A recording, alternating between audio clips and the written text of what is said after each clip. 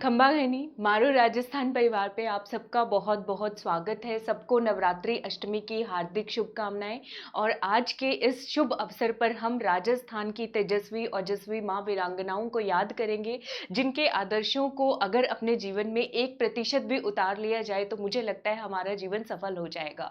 आजकल हम अपने आसपास क्या देखते हैं कि हमारे किसी बच्चे की, पड़ोस के किसी बच्चे से लड़ाई हो गई तो मम्मियाँ जो है आपस में बात करना बंद कर देती है ना। घर घर में बस बिल्कुल लड़ाई हो जाएगी, सब कुछ इस तरह से हो जाएगा। और एक वो जमाना था जब पन्ना धाय जी का एग्जाम्पल अगर हम लें तो उन्होंने राज्य भक्ति के लिए, सेवा भक्ति के लिए और अपने कर्तव्य को पूर्ण करने के लिए अपने पुत्र का बलिदान देने में मुझे नहीं लगता एक माइक्रो सेकंड भी लगाया होगा।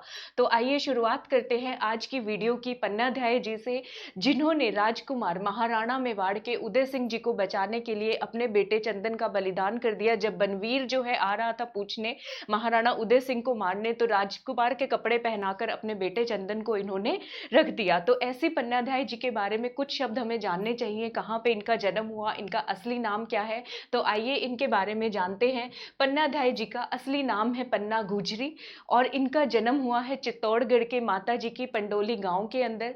पिताजी का नाम है हरचंद हांकला और इनके पति का नाम है सूरजमल चौहान। और आप देखिए किस तरह से उदय सिंह को बचाने के लिए झूठे पतलों में महल से बाहर निकालकर ये लेकर गई हैं और फिर आशापुरा के देव किला जो थे उनको जो है अच्छी तरह से इन्होंने सौंप दिया।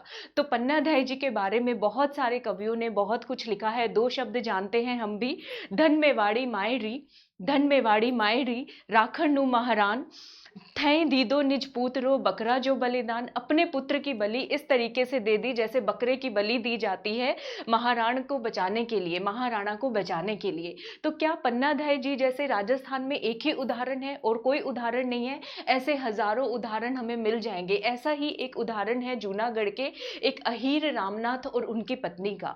जूनागढ़ के राजा था राव महिपाल सिंह। जब शत्रुओं ने अटैक कर दिया, इनकी मृत्यु हो गई। इनके भी कम उम्र के बेटे थे राजकुमार नौघन और महारानी माया, महामाया। इनको भी धर्म सिंह जो राज्य के अधिकारी थे उन्होंने गिरनार के जंगलों में लेकर चले गए। छोटे से गांव में एक रामनाथ अहीर के घर में ठहरा दिया। लेकिन शत्रुओं के सेनापति को खबर हो गई कि यहां पर जो है राजकुमार नौघन छिपे हो सकते हैं। तो शत्रुओं ने आकर अहीर रामनाथ को बांध दिया, रस्सियों से पूछा राजकुमार कहाँ है बताओ।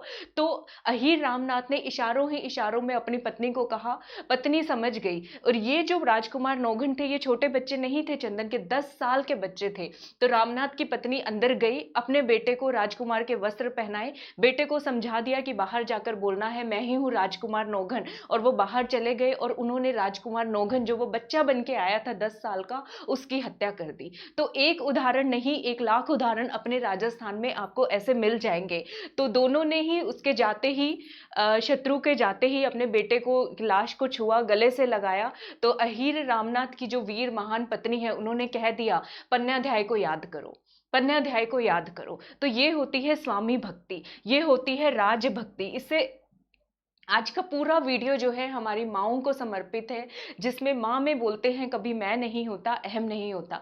तो आज के दिन पन्नाधाय जी को कैसे याद किया जाता है, इनके ऊपर, इनके नाम पर एक योजना रखी गई है, पन्नाधाय जीवन अमृत योजना, जिसके अंदर जो बीपीएल परिवार के हमारे लोग हैं, भाई बहन हैं, उनके परिवारों के मुखिया की आयु जो है 18 से 59 वर्ष की हो, तो उनके बच्चों को, 2 बच्चों को छात्रवृत्ति प्रोवाइड की जाती है। 2 बच्चों को 100 रुपए हर साल तक उनके अकाउंट में डाले जाते हैं। छात्रवृत्ति दी जाती है बच्चों 9वीं 10वीं 11वीं और 12वीं कक्षा के बच्चों को। ठीक है, सामान्य मृत्यु अगर परिवार के मुखिया की हो जाती है तो 30,000 रुपए दिए जाते हैं। अगर मुखिया की मृत्यु किसी दुर्घटनावश हो जाए बच्चों, तो 75,000 रुपए दिए जाते हैं। अगर स्थायी या पूर्ण विकलांगता हो जाए तो भी 75,000 रुपए दिए जाते हैं। तो पन्नाधाय जी को हम याद करते हैं इस तरीके से। इनके नाम से एक म्यूजियम भी बनाया गया है। और पन्नाधाय जी के और एग्जाम्पल देखना चाहेंगे तो बहुत एग्जाम्पल मिल जाएंगे। मारवाड़ की पन्नाधाय किसे कहा जाता है? मारवाड़ की पन्नाधाय गोराधाय टांक जी को कहा जाता है। इन्होंने भी जोधपुर के अंदर कुंवर अजीत सिंह को बचाने के लिए अपने बच्चे की बलि दे दी, अपने बच्चे की बलि दे दी, कुंवर अजीत सिंह को कालबेलिया बने मुकुंद दास खींची को सौंप दिया, और जब भी शत्रु मारने के लिए आया तो अपना बच्चा आगे कर दिया। इससे बड़ा बलिदान मुझे नहीं लगता इस धरती पर, इस दुनिया पर हो सकता है कि माँ अपने बेटे को ही बलि कर दे। तो इससे सीखिए, सेवा भक्ति, देशभक्ति, राजभक्ति, सारे बहुत सारे उदाहरण जो है वो सीखे जा सकते हैं। इनके बाद हम बात करते हैं हाड़ी रानी की। कौन नहीं जानता हाड़ी रानी को, और हाड़ी रानी के बारे में सबने जो सुन रखी है कविता, चुंडावत मांगे सेनानी, सरकाट दियो शतरानी, सबको पता है। तो इनके बारे में थोड़ा सा जानते हैं। हाड़ी रानी जी का असली नाम सलह कंवर है। इनके पिताजी का नाम बूंदी के राजा जागीरदार थे, संग्राम सिंह जी की बेटी थी ये, और इनके पति का नाम था उदयपुर के सालुम्बर ठिकाना के रतन सिंह चुंडावत जी। ठीक है, सालुम्बर एक विशेष जगह है, अगर हम याद करें, थोड़ा ज्योग्राफी में जाएंगे तो यहाँ पे कॉपर तांबा मिलता है हमें, और यहाँ पे एक बेस्ट खनिज पदार्थ भी मिलता है जिसको हम एस्बेस्टोस कहते हैं, ठीक है। तो हाड़ी रानी जी के ऊपर इतनी कविताएं हैं कि मैं क्या कहूँ कि बहुत कम पड़ जाएंगी। ये जो कविता है, चुंडावत मांगे सैनानी, सरकाट दियो शतरानी, ये कवि मेघराज मुकुल जी ने कही है। लेकिन इससे भी जो है दो और कविताएं हैं जो कवि माधव दरक जी ने लिखी हैं, जो हमारे लिए आज आदर्श बन सकती है। तो जानते हैं, उड़ते पंछी मूक हो गए, इंद्रासन भी डोल गया, और डोल गई धरती सारी, गोल गगन भी डोल गया। कि लगा देखने सूरज छिपकर, प्रथम किरण शशि मुख पर डाल, बला सुमन बरसाने आई, अरे देवता वहां तत्काल। की खड़ी लक्ष्मी दुर्गा मानो दिखती हाड़ी रानी थी, राव सुलुम्बर के चुंडाने मांगी एक निशानी थी। तेरा त्याग अनूठा रानी, तू धरती का है अभिमान, याद करेंगे तुझे हृदय से, गाएंगे तेरे गुणगान। नारी का गौरव चमकेगा सुनकर हाड़ी रानी नाम, देश जाति को रण युद्ध में माँ धन्य धन्य तेरा बलिदान। शीश काट कर भेजा जिसने, वह तो हाड़ी रानी नाम। तो ये आप जानते ही होंगे, इनकी कथा सबने सुनी होगी। राव चुंडावत जी जो है महाराणा राज सिंह के बुलाने पर युद्ध करने के लिए नहीं जा पा रहे थे, क्योंकि नई नई शादी हुई थी इनकी। तो हाड़ी रानी ने शीश काट कर अपना दे दिया कि जाओ। तो हाड़ी रानी ने अपना राज धर्म यहाँ पर निभाया है। तो राज धर्म के एक नहीं, हजारों लाखों उदाहरण हमारे राजस्थान में आपको देखने को मिलेंगे। तो हाड़ी रानी जी के नाम पर हाड़ी रानी जी की बावड़ी है, 12वीं शताब्दी में बनाई गई है। स्टेपवेल जो है बना गया है, कहाँ पर, टोडराय सिंह के टोंक के अंदर बनाया गया है। माना जाता है कि ये 12वीं शताब्दी में बना था। और आज हम इन्हें किस तरह याद करते हैं, हाड़ी रानी जी के नाम पर बटालियन है, महिला राजस्थान पुलिस के अंदर हाड़ी रानी महिला बटालियन, जिसका हेडक्वार्टर नरेली अजमेर के अंदर है। जिसका हेडक्वार्टर कहाँ पर है बच्चों, नरेली अजमेर के अंदर है। एक और छोटी सी कविता है, मैं रोक नहीं पाई अपने आप को, मुझे जितनी कविता मिली मैंने सब ले ली हाड़ी रानी जी के लिए, ताकि हम, अगर एक भी बच्चे को इफेक्ट हो, अगर हम लोग पढ़ने के लिए तरसते रहते, पढ़ना तो कुछ भी नहीं है, ये इन्होंने क्षण भी नहीं लगाया डिसीजन लेते हुए कि काम करना है, अगर भक्ति से अपना धर्म निभाना है तो निभाना है। तो आप लोग पढ़ने के लिए सोचे नहीं, पढ़ना है तो पढ़ना है, जितनी मेहनत करनी पड़ेगी हम सब मिलके करेंगे और अपने पेपर को भी पास करेंगे। सागर के आंसू रोई थी चंबल की धार भी, इससे बड़ी कथा नहीं मिलेगी प्यार की, चुंडा को जंग जीत का आशीष दे दिया, थाली में काट शतरानी ने शीश दे दिया। क्या ऐसा एक ही उदाहरण है, मैंने बताया जैसे पन्नाध्याय जी के बहुत उदाहरण हमें मिलेंगे, उसी तरह से हाड़ी महारानी जसवंत दे भी हुई हैं। जसवंत दे जो हुई हैं, बूंदी के हाड़ा शासक शत्रुसाल जी की बेटी थी और जोधपुर के महाराजा जसवंत सिंह जी की पत्नी थी। जसवंत सिंह जी धर्मत के युद्ध से लौट रहे थे, तो रानी जसवंत दे ने सोचा कि आ गए हैं शायद डर के युद्ध से, इन्होंने महल के दरवाजे खोलने से मना कर दिया। अपने पति को राजधर्म निभा रही थी, वापस जाओ। जसवंत सिंह ने कहा, मैं यहाँ पर अपने लड़ाई के लिए जो औजार सामान होता है, संसाधन जुटाने के लिए आया हूं, मैं यहाँ पर युद्ध छोड़कर बीच में नहीं आया हूं। तब इनके लिए दरवाजा खोला गया और इनको खाना चांदी के बर्तनों में नहीं दिया गया, लकड़ी के बर्तनों में दिया गया, ताकि अपने धर्म को याद रखे। और उसके बाद औरंगजेब को इन्होंने चैन से बैठने नहीं दिया, इतनी वीरता से युद्ध लड़े। इसी तरह से हाड़ी रानी के जो पति थे चुंडावत जी भी, वो भी अपनी अंतिम सांस तक युद्ध युद्ध युद्ध बहुत अच्छे से लड़ते रहे। और अब जो है जानते हैं, ये तो माँ थी, हाड़ी रानी बड़ी थी, किसी पद पर थी, राजपुतानी थी, उनको पता था मुझे अपना धर्म कैसे निभाना है। पन्नाध्याय भी किसी काम पर थी, उनको पता था कि मेरा धर्म क्या है। अब जो उदाहरण है, ये उदाहरण है मात्र 13 साल की बच्ची का, कालीबाई कलसुआ। इतनी सी उम्र में बच्चे आजकल 9th 10th क्लास में होते हैं, उनको नहीं होता कि अपनी भी जान दे देंगे। तो ये इतना शौर्य प्रदर्शन जो दिखाया है, बिल्कुल हमारे बागड़ बेल्ट से आते रास्ता पाल डूंगरपुर के अंदर एक पाठशाला थी।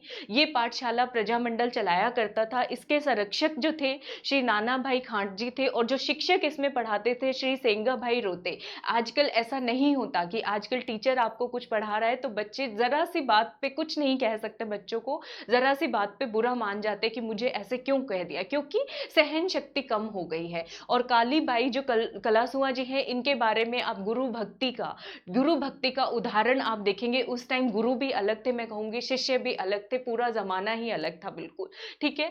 तो इस पाठशाला को बंद कराने के लिए 19 जून 1947 यानी हमारी आजादी से मात्र 2 महीने पहले की बात है, ट्रक से भरी जो है पूरी की पूरी एक पुलिस आ गई थी, बटालियन आ गई थी जज के साथ, जो पाठशाला चल रही थी उसको जो है बंद करवाने के लिए। नाना भाई जो खेंट थे, उन्होंने पुलिस को कहा कि क्यों ऐसा कर रहे हो आप, ऐसा मत करो, तो उनको उसी समय उनकी हत्या कर दी। उसके साथ साथ उन्होंने ट्रक से बांध दिया इनके जो गुरु थे, जो मैंने अभी अभी आपको बताया, श्री सेंगा भाई रोते जी, इनको जो है ट्रक से बांध दिया, घसीट कर लेकर जाने लगे। तो उसी समय काली भाई जी जो है खेत से आ रही थी फसल काट के, इनके पास वो काटने वाला हथियार था। इन्होंने देखा इस तरीके से, इस पिक्चर में देखो कि ट्रक की रस्सी से इनके गुरु को बांधकर घसीट करके ले जाया जा रहा है, इन्होंने रस्सी काट दी उसी समय। इतना शौर्य वीरता का प्रदर्शन दिया कि इन्होंने रस्सी काट दी तुरंत। तो फिर क्या था, पुलिस वाले लोग ज्यादा थे, इनको कालीबाई जी को गोलियों से भून दिया गया।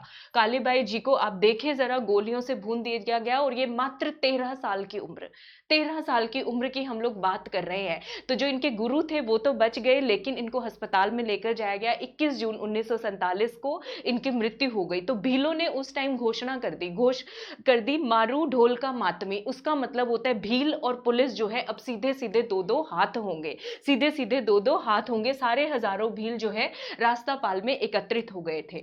तो आज के दिनों में हम इनको कैसे याद करते हैं, 2019 के अंदर, 2019 29 जून को, तो वही जून का महीना है, घोषणा की गई है कालीबाई जो है मेधावी स्कूटी छात्रा वितरण योजना। जो मेधावी छात्र हैं उनको सरकार द्वारा स्कूटी वितरित की जाती है, ठीक है। उनकी अंक प्राप्तता कितने हैं बच्चों, 12वीं क्लास की जो बच्चियां हैं उनको राजस्थान बोर्ड से पढ़ती हैं तो 75% अंक होने चाहिए, केंद्रीय शिक्षा बोर्ड से पढ़ती हैं तो 85% अंक होने चाहिए। और ये स्कूटियों की संख्या अभी बढ़ाकर 4000 से 6000 कर दी गई है। और इसमें सभी वर्ग की छात्राओं को, चाहे अनुसूचित जाति हो, ओबीसी हो, सामान्य हो, अल्पसंख्यक हो, सभी जरूरतमंद मेधावी छात्राओं को स्कूटी जो है वो वितरित की जाती है, स्कूटी इसमें वितरित की जाती है। तो आज हमने इन महान जो है पन्नाध्याय जी के बारे में पढ़ा, ठीक है। अहिर रामनाथ जी और उनकी पत्नी गोराध्याय जी के बारे में पढ़ा, हाड़ी रानी के बारे में पढ़ा, हाड़ी रानी जसवंते जी के बारे में पढ़ा, और कालीबाई कलसुआ जी के बारे में पढ़ा। उम्मीद करती हूँ ये छोटी सी प्रस्तुति आपको पसंद आई होगी।